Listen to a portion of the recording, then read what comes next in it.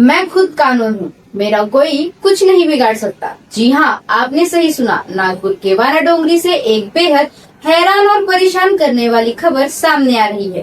Hingna road पर महज एक दुकान का बोर्ड लगने को लेकर विवाद इस कदर बढ़ गया कि सड़क पर सरेराह गुंडागर्दी और खूनी संघर्ष देखने को मिला। पायल कैफे के सामने शॉप का बोर्ड लगाने का विरोध करने पर कैफे संचालक मनीष गिरी पर जानलेवा हमला किया गया, जिसमें वे गंभीर रूप से घायल हो गए।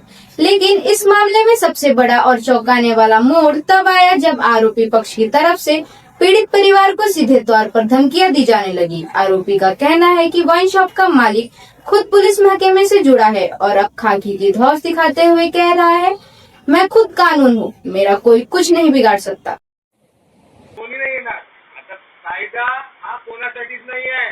तिकडनं फोन केला तरी कायद्यावाला मी आहोत स्वतः। नागपुर के वाना डोंगरी से एक बेहद हैरान और परेशान करने वाली खबर सामने आ रही है। हिंगना रोड पर महज एक दुकान का बोर्ड लगाने को लेकर विवाद इस कदर बढ़ा कि सड़क पर सरेराह गुंडागर्दी और खूनी संघर्ष देखने को मिला।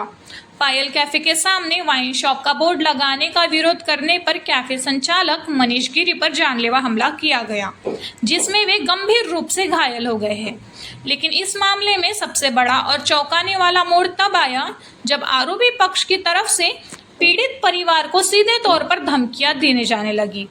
आरोप है कि वाइन शॉप का मालिक खुद पुलिस महकमे से जुड़ा हुआ है और अब खाकी की धौंस दिखाते हुए कह रहा है कि मैं खुद कानून हूँ, मेरा कोई कुछ बिगाड़ नहीं।